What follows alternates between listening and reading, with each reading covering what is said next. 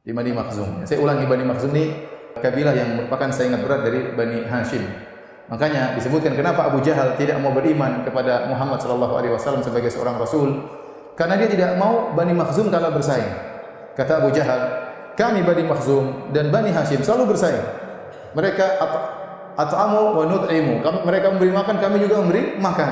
Mereka bersedekah, kami juga bersedekah. Kami selalu bersaing sehingga persaingan ketat. Sekarang ada salah seorang dari mereka mengaku menjadi nabi. Kita enggak mungkin ada yang mengaku jadi nabi. Kalau kita mengatakan pengakuan mereka benar, berarti kita kalah bersaing. Kalau gitu, tidak boleh kita mengakui bahwasanya itu adalah seorang nabi. Jadi sebenarnya Abu Jahal tahu Rasulullah SAW adalah seorang nabi, namun dia tidak mau membenarkan kenabian Muhammad SAW.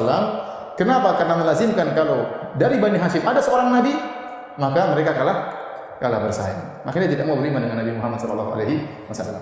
Nah, waktu Rasulullah SAW turun ayat-ayat kepada beliau, dibaca oleh Nabi, dibaca oleh Abu Bakar. Rupanya disebut dalam riwayat Al-Walid bin Mughirah ini sering mendengar bacaan Nabi SAW, sering bolak-balik mendengar, bahkan mendengar ketemu Abu Bakar mendengar bacaan Al-Quran. Maka Abu Jahal gelisah. Ini bahaya ini. Ini kalau Walid bin Mughirah masuk Islam repot. Kalau dia masuk Islam, Bani Makhzum semuanya nanti masuk Islam. Akhirnya orang-orang Bani Makhzum juga sudah gelisah. Ya Abul Hakam maksudnya Abu Jahal, namanya Amr bin Hisham Al-Makhzumi. Ya. Wahai Abu Jahal, lihatlah Al-Walid bin Mughirah sudah mulai sering ketemu Abu Bakar mendengarkan ayat-ayat lantunan Al-Quran. Bagaimana ini? Bahaya kalau dia masuk Islam, nanti orang semua masuk Islam. Kata Abu Jahal, tenang, itu urusan saya. Abu Jahal ini yang provokator ulung ya. Kata dia, gampang, itu urusan saya. Dia datang kepada Al-Walid bin Mughirah. Kemudian dia berkata, "Hai Walid bin Mughirah, sungguhnya kabilahmu Bani Makhzum sedang berkumpul untuk mengumpulkan dana untuk kasih kamu." Loh, ngapain kasih saya? Saya ini orang paling kaya di mana?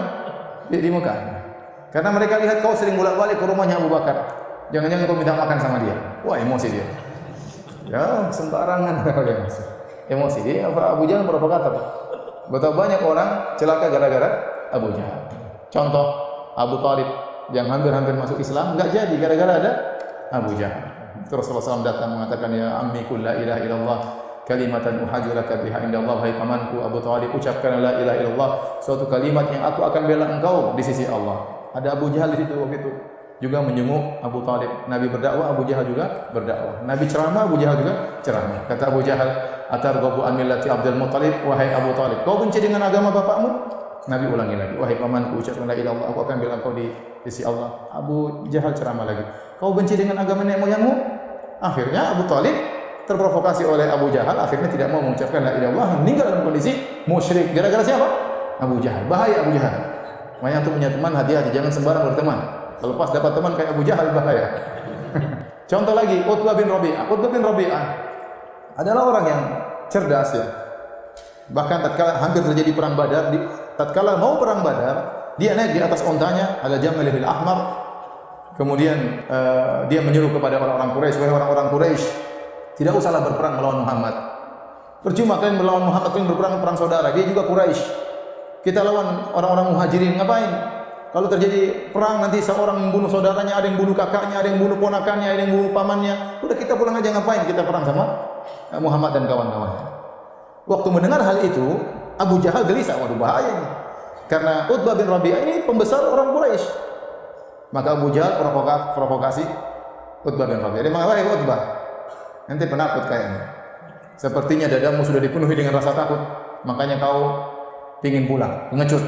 Terprovokasi akhirnya, kata dia, kau akan lihat siapa yang lebih pengecut antara aku dengan kamu. Akhirnya Utbah bin Rabi'ah yang tadi bijak pemikirannya, termasuk pertama kali tewas dalam perang Badar. Masuk pertama kali tewas dalam perang Badar. Gara-gara terprovokasi oleh Abu Jahal. Sampai dia mengatakan, wahai Abu Jahal, musaffiru istihi, wahai Abu Jahal yang mengecat kuning duburnya. Ini kalimat ngejek. Ente kayak bencong aja, belum tahu saya siapa ya. Ya, ini kita ceritakan insya Allah dalam perang Badar. Intinya akhirnya terprovokasi, akhirnya mati pertama kali dalam perang Badar. Bahaya teman dekat kalau dalam kondisi genting bisa membuat orang akhirnya jauh dari kebenaran. Di antaranya Al-Walid bin Mughirah. Akhirnya Al-Walid bin Mughirah terprovokasi. Kemudian kata Al-Walid bin Mughirah, ya, saya tidak akan beriman dengan Muhammad. Kata Abu Jahal, mereka tidak akan percaya, ucapkanlah sesuatu tentang Al-Quran. Kata Al-Walid bin Mughirah, "Wahai Abu Jahal, kalian tahu, kalian katakan Muhammad penyihir.